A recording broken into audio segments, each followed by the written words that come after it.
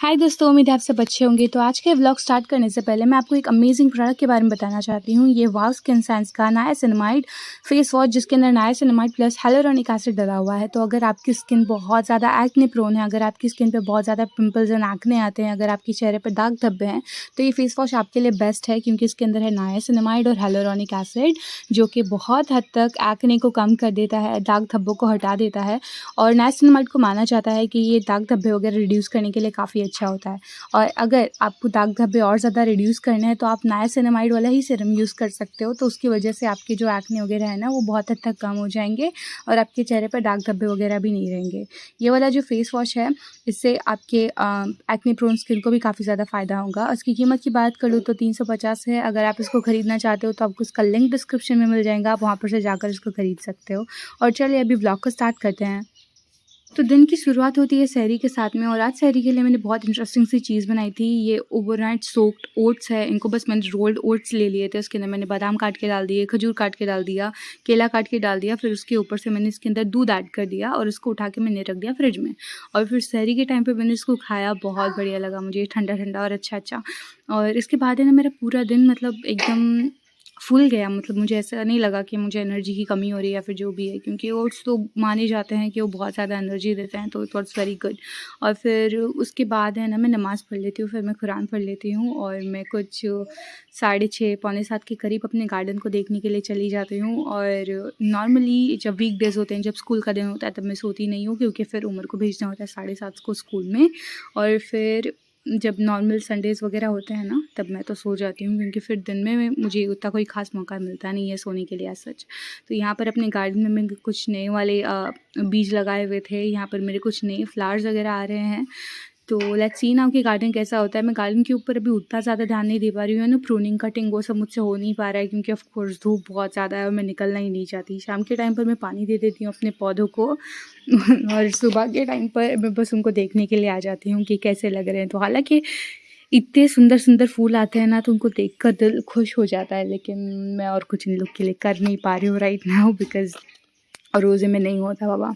फिर गार्डन को निहार के फिर मैं बच्चों को उठा देती हूँ, उन दोनों को नाश्ता करा देती हूँ, फिर उमर को रेडी करके स्कूल के लिए भेज देती हूँ। और फिर उसके बाद में घर पे आके मैं थोड़ी देर के लिए सो जाती हूँ। मेरा कोई 1 घंटे के लिए सोना हो जाता है। मतलब मैं 8 बजे तक उमर चला जाता है, मतलब 7:30 का उसका बस का टाइमिंग है, तो उसको छोड़ के आके फिर मैं 8 बजे के करीब को सो जाती हूँ।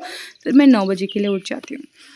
फ़िलहाल यहाँ पर 10:10 हो चुके हैं और अभी मैं सोच रही हूँ मैं अपनी थोड़ी लॉन्ड्री कंप्लीट कर लेती हूँ, क्योंकि कपड़े बहुत दिनों से धुले पड़े थे, लेकिन मैंने उनको घड़ी डाल के नहीं रखा हुआ था। तो अभी मैं इनको बस घड़ी डाल के रख दूँगी एंड ये हो गया मेरा ख़त्म। और यहाँ पर मैंने देखा तो बिल्लू है ना, झूले पे बैठ के मज़े कर रहा था। बिल्लू को आजकल बड़ा मज़ा आता है। लीसा भी उसको ज़बरदस्ती उठाती है और झूले के अंदर डाल देती है और फिर उसको झूला झुलाती है। तो अभी वो खुद भी कभी कभार झूले पे चढ़ जाता है।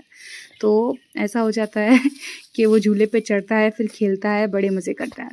मुझे याद है बिल्लू के ना 2 भाई बहन और थे, जिनको मैंने अपने पुराने वाले व्लॉग्स में दिखाया हुआ था। लेकिन वो भाई बहन जो थे ना, उसके एक दिन क्या हुआ, हमारी बिल्ली तीनों बच्चों को लेकर घर के बाहर चली गई और जब वो वापस आई तब बिल्लू अकेला ही था उसके साथ में। वो जो 2 बच्चे थे ना, वो थे ही नहीं। तो पता नहीं उन दोनों बच्चों का क्या हुआ, आई डोंट नो, लेकिन वो दिखाई भी नहीं देते। तो बस बिल्लू ही हमारे पास में। उसकी जो माँ है अभी, वो भी दूसरे घर में शिफ्ट हो चुकी है। मतलब कि वो अभी हमारे यहाँ पर उतनी ज़्यादा नहीं आती, हमारे यहाँ पास बिल्लू रहता है। लेकिन जो बिल्लू है ना, वो बड़ा शिकारी किस्म का बिल्ला है, यानी कि छिपकलियों को पकड़ता है, कॉकरोच को पकड़ता है। उस दिन तो एक गिरगिट लेके आ गया था घर में, और मेंढकों को भी पकड़ता है। तो बड़ी ऐसी हरकतें करता रहता है ये बिल्लू। लेकिन मेरे बच्चों को बिल्लू से बहुत ज़्यादा लगाव है।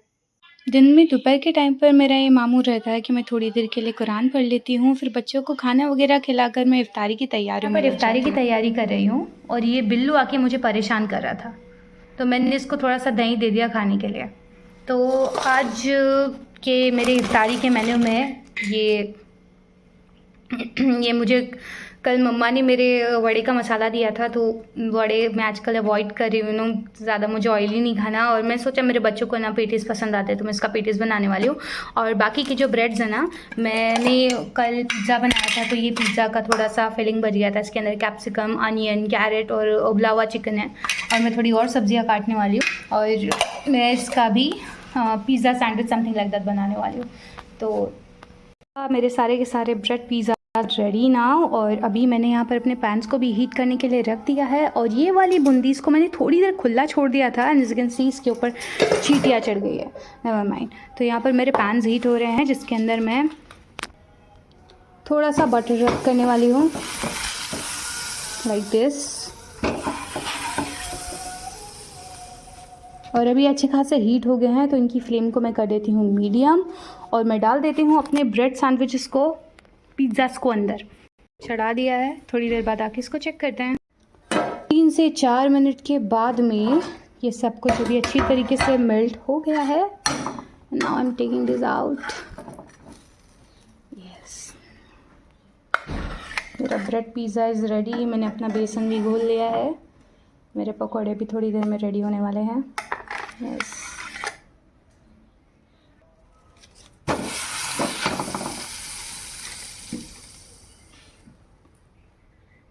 रमज़ान में वेट लूज़ करना is the most difficult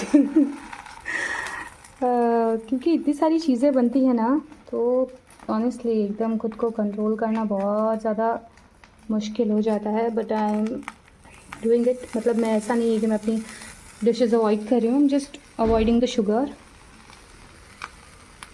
hopefully वो मेरे लिए थोड़ा काम करे। यस, चलो ये वाला तो डन हो गया। 5 मिनट के बाद मिलते हैं। इनका भी हाल अच्छे से पक के तैयार है। I'll be taking it out. Yay! Perfect bread pizzas are ready now. नीचे से देखोगे तो हाय, हाथ जल गया मेरा। Never mind. और यहाँ पर अभी मेरे सारे ब्रेड पिज़्ज़ास बन के रेडी है, और साथ ही साथ मैं फ्राई कर रही हूँ पेटीज़ को। यहाँ पर मेरा इफ्तारी का पोर्शन देख सकते हो। यहाँ पर मैंने एक ब्रेड पिज़्ज़ा लिया है और साथ में केला, और मैंने पेटीज़ को नहीं लिया क्योंकि मुझे वेट लूज़ करना है। इफ्तारी करने के बाद में मैं जल्दी से बाहर निकल जाती हूँ। थोड़ा सा चाँद को देखने के बाद में मैं अपने पौधों को पानी वगैरह दे देती हूँ, क्योंकि मैं बस ये शाम को ही कर पाती हूँ, क्योंकि सुबह के टाइम पे मुझसे ये बिल्कुल भी नहीं होता। और फिर उसके बाद में मैं और मेरे बच्चे हम लोग करते हैं रनिंग या फिर जो भी कह लो।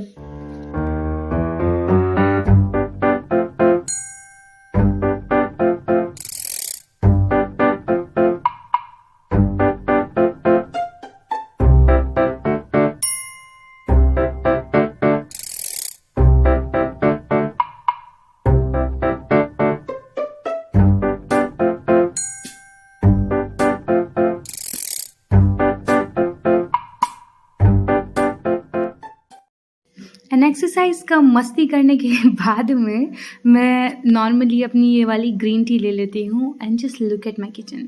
ये उस दिन का हाल नहीं है जब मैंने ब्रेड पिज़्ज़ा और वो पेटीज़ बनाए थे, लेकिन ऑलमोस्ट यही हाल होता है हमेशा इफ्तारी के बाद में। And I think you all can relate with me. इफ्तारी के बाद में किचन का हाल यही होता है। लेकिन साफ़ करने से पहले मैं सबसे पहले अपने लिए अच्छी सी ग्रीन टी बना लेती हूँ, और फिर उसके बाद में मैं आटा वगैरह मल लेती हूँ। फिर उसके बाद में एक बार मेरा आटा मल के हो गया तो सेट होने के लिए छोड़ती हूँ, और जो भी मेरा पसारा होता है ना, मैं उस सब को क्लीन करने के इसमें लग जाती हूँ। और ऑनेस्टली इफ्तारी के बाद में यही हाल होता है सीरियसली यार किचन का। और मुझे ऐसा लगता है कि रमज़ान के महीने में ना हम लोगों ने बहुत ज़्यादा खुद के ऊपर परेशानियां बना के रखी हुई है। मतलब हम लोग इबादत से ज़्यादा खाने की चीज़ों के पीछे पड़े हुए रहते हैं, जिसकी वजह से अपना most of the time cooking में और क्लीनिंग के अंदर ही चला जाता है। लेकिन चलो, नो वरीज़। आई मीन, जब रमज़ान में हम कुक करते हैं और जब हमारा कुक किया हुआ हमारे घर वाले खाते हैं, जब हम किसी को रिश्तेदारों को भी अपने खिलाते हैं, तो वो भी एक सवाब का ही काम होता है। एंड मुझे ऐसा लगता है कि जब काम भी चल रहा हो तो अगर बीच बीच में ज़िक्र वगैरह भी कर लिया करें ना कहीं काम भी इबादत ही बन जाता है। तो दैट्स फाइन आई थिंक। और यही होता है मेरा दिन का जो आखिरी काम होता है, वो मैं अपनी मेनली रोटियां डाल देती हूँ। फिर उसके बाद में अपने बच्चों को खाना वगैरह खिलाने के बाद में सीधा बिस्तर पे। और अभी रमज़ान मतलब आधा ऑलमोस्ट ख़त्म हो चुका है, और सोच के ऐसा लगता है यार पता नहीं कहाँ दिन चले जाते हैं ना। मतलब रमज़ान की शुरुआत में जितनी एक्सपेक्टेशंस होती हैं ना कि यार मैं ये करूँगी, वो करूँगी, इतनी इबादत करूँगी, इतना ज़िक्र करूँगी, तो वो मेरा गोल कभी अचीव हो ही नहीं पाता फॉर सम रीज़न। जो भी है, वेल, आप सभी को बहुत बहुत रमज़ान मुबारक, और आप सभी को बहुत बहुत होली की भी बहुत सारी शुभकामनाएँ। और कैसा लगा आज का वीडियो कमेंट करके ज़रूर से बताना। मैं मिलती हूँ आपसे अगली वीडियो में। तब तक के लिए अपना ख्याल रखिए।